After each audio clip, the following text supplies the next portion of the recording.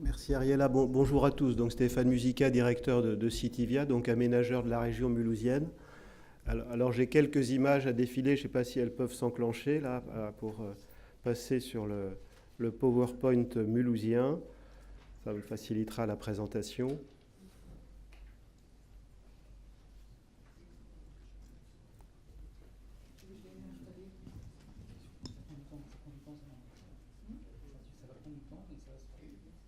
Bon, je commence donc. Alors Mulhouse, en quelques mots, c'est une grande ville moyenne, pour prendre la terminologie qu'utilise récemment Procos dans son étude. Euh, la clé, oui. Elle est sur le poste. Voilà, très bien. Bravo. Donc, grande ville moyenne. Hop, je laisse les choses se mettre en place. Environ 110 000 habitants, une agglomération de 270 000 habitants, sur un territoire qui est un territoire globalement plutôt prospère, l'Alsace, à proximité de l'agglomération de Bâle, qui est une ville extrêmement riche, de la région de Fribourg aussi, qui est une région prospère. Mais la ville centrale de Mulhouse est une ville qui connaît des difficultés économiques parce que, comme beaucoup d'autres villes, une ville industrielle qui a vu ses bases industrielles se casser la figure au fur et à mesure des fermetures d'usines et qui a des vraies problématiques de pouvoir d'achat des habitants de centre-ville et des problématiques d'attractivité sur lesquelles il y a eu un gros travail qui a été fait, un travail structurant d'abord en termes de transport en commun, les investissements à l'époque de Jean-Marie Bockel sur le tramway, qui a installé un tramway et un tram-train, la desserte TGV aussi de la ville, un Euro-Airport donc à proximité, qui fait que c'est une des villes dans sa catégorie, voire même la ville la mieux desservie et la mieux connectée. Donc ça, c'est des investissements structurants. Mais au début des années 2010, se posait la question du travail beaucoup plus actif sur le centre-ville, le centre historique, qui était relativement dévitalisé, à la fois pour les phénomènes qui ont été bien décrits par Olivier Rasmont, qui sont nationaux, avec une extension des commerces périphériques extrêmement forte, et d'ailleurs plus forte que la moyenne nationale sur la région mulhousienne. Deuxièmement, le chantier du tramway qui, comme dans beaucoup d'autres villes aussi, déstructure les habitudes de circulation, la fréquentation du centre-ville. Donc il y avait eu un effet sur les commerces du centre-ville. Et donc c'est ce constat au début des années 2010 qui a amené Jean-Marie Bockel et dans la foulée très rapidement Jean Rotner qui a pris la succession à la mairie de prendre le sujet à bras-le-corps, de s'appuyer sur son bras armé, donc Citivia, qui s'appelait la SERM à l'époque, pour enclencher un programme d'action auquel on a donné le nom de Mulhouse Grand Centre. Donc avec un programme d'investissement qu'on va voir avec quelques images important de plus de 35 millions d'euros sur un certain nombre d'axes pour redonner la vitalité à ce centre-ville. Donc là, on a effectivement, si on peut revenir sur l'image, voilà. Donc la stratégie mise en œuvre, c'est effectivement Mulhouse Grand Centre, qui n'est pas seulement un slogan, c'était aussi un slogan, mais c'est surtout un investissement concret, donc 36 millions d'euros, via notamment une concession d'aménagement portée par l'aménageur, et puis des investissements portés en direct sur le budget communal, qui à la fois a traité le sujet de l'habitat, le sujet des déplacements, de la circulation, des espaces publics. Et donc, si on peut revenir sur, on va décliner chacun des sujets. Donc, sur le sujet de l'habitat, c'était un des éléments qu'on avait bien cerné. C'est un départ des habitants du centre-ville, qui devenait un centre-ville, comme souvent, avec des vitrines commerciales parfois utilisées et parfois pas utilisées, et puis des étages dans les immeubles du centre-ville vacants. Et donc, on a décidé d'engager la réalisation de quelques programmes de qualité pour faire revenir des CSP+, sur le centre-ville de Mulhouse, en utilisant des bâtiments existants. Donc, c'est uniquement des réhabilitations. On voit l'image d'un garage, d'un parking qui a été transformé en loft, une quarantaine de lofts.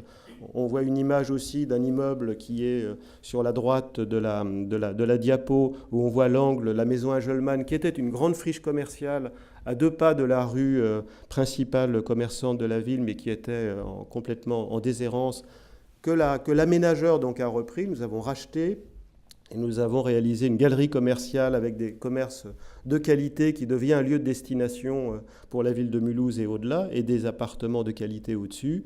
Quelques autres interventions de ce type-là. Aujourd'hui, c'est pas encore très significatif. Il y a une 60aine de logements qui ont été livrés, qui sont habités, et l'objectif est d'arriver à 200 logements dans cette catégorie donc, de qualité sur le centre-ville. Et on pense qu'avec 200 familles sur un centre de la taille de Mulhouse, ça change aussi l'ambiance sur les commerces, sur les loisirs, sur les équipements publics, etc. Donc si on peut... Hop, alors pardon. Donc le deuxième sujet, c'est les espaces publics, avec un effort très important en termes de qualité de ces espaces publics. On s'est appuyé sur des prestataires extérieurs, Mutabilis pour ne pas les citer, avec un travail à la fois sur des investissements relativement lourds, sur des espaces qui étaient vraiment significatifs, la principale place historique de la ville, un parc, la rue piétonne, et puis des interventions plus ponctuelles et plus fines. Donc un investissement important qui se voit, qui a changé l'ambiance vraiment d'un certain nombre de quartiers et qui a fait que se promener en ville devient de plus en plus une expérience sympathique et appréciée à la fois par les Mulhousiens qui reprennent plaisir à fréquenter leur centre-ville, ce qui n'était pas forcément le cas il y a 10 ans, mais également à des gens de l'extérieur de découvrir ou de redécouvrir la ville de manière extrêmement positive.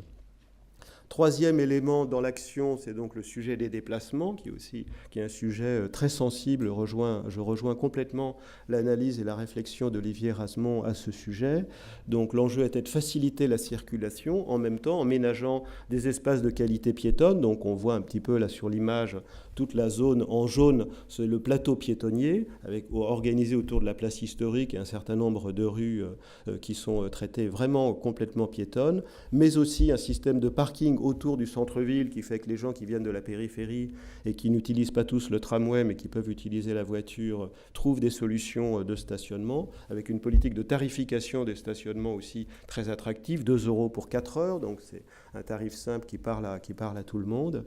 Des zones aussi de stationnement pendant 30 minutes gratuites qui permet aux gens de faire quelques courses et de repartir sans payer forcément quelque chose. Le paiement par SMS, je décline pas toutes les actions, mais il y a eu vraiment un travail important à ce sujet pour rendre l'accès au centre-ville facile, parce qu'il y avait aussi l'effet chantier-tram qui avait découragé, en tout cas changé la perception de la facilité de l'accès au centre-ville pour les clients. Sujet suivant, et c'est tout à fait fondamental dans la stratégie, c'est la mise en place d'un manager du commerce, mais dont il faut bien souligner qu'à la fois c'est une personne qui est une cheville ouvrière tout à fait essentielle dans la stratégie, le poste a été porté par l'aménageur, par Citivia dans un premier temps, et ensuite rebasculé au niveau des services de la ville. Et donc sous l'égide d'ailleurs de Nathalie Motte, ici présente, maire adjoint au commerce de Mulhouse, et qui est bien sûr totalement mobilisée avec le maire et avec le manager du commerce pour faire porter cette stratégie au quotidien. Donc il y a à la fois des dimensions stratégiques, comment est-ce qu'on continue à entretenir la flamme de l'attractivité commerciale du territoire du centre-ville, comment on facilite la vie des commerçants en place, comment est-ce qu'on accueille les nouvelles enseignes avec un travail de prospection important, présence au MAPIC tous les ans, et donc Mulhouse a un beau stand, et maintenant cette présence régulière fait qu'on est bien repéré par les enseignes, par les chaînes et par les investisseurs. Donc il y a la stratégie, et puis il y a le travail au quotidien, la réactivité qu'on peut avoir, quelques interventions foncières sur certains emplacements particulièrement importants, où il y a une maîtrise publique, notamment via l'aménageur, pour permettre aussi la transformation et l'accueil de commerces de qualité dans des endroits où ça le mérite. Voilà. Donc, alors si on peut juste revenir sur l'image avant. Donc ça, c'est le résultat de ce travail depuis 6 ans. Donc les courbes, je pense, sont assez éloquentes. On voit la courbe verte qui est le nombre d'ouvertures sur le centre-ville, plus de 400 ouvertures. Il y a aussi des fermetures, mais parfois qui sont suivies d'ouvertures. Donc 200 fermetures, et donc les locaux vacants, on était à plus de 100 locaux vacants, et on est autour de 60 locaux vacants aujourd'hui. Donc il y a vraiment un recul de la vacance commerciale qui est constaté, qui est visible, qui est spectaculaire, qui donne confiance, et qui entraîne aussi, les succès amènent les succès. Donc on peut regarder sur l'image suivante les 400 ouvertures, avec notamment des belles enseignes et des bons résultats. Ce qui est extrêmement important par rapport aux commerçants, c'est qu'on peut montrer avec quelques enseignes qui sont emblématiques qu'on est dans le top, parfois dans le top national, c'est le cas de Nespresso ou de Sarah Pacini, ou en tout cas dans le top Grand Est assez largement, et parfois sur des chiffres d'affaires supérieurs à Strasbourg ou à d'autres villes du Grand Est. Donc c'est aussi ces résultats extrêmement concrets qui parlent aux commerçants que nous prospectons, que Frédéric Marquet, le manager du commerce, prospecte. Donc voilà, la dynamique est vraiment enclenchée. Alors tout n'est pas rose, tout n'est pas facile, bien évidemment.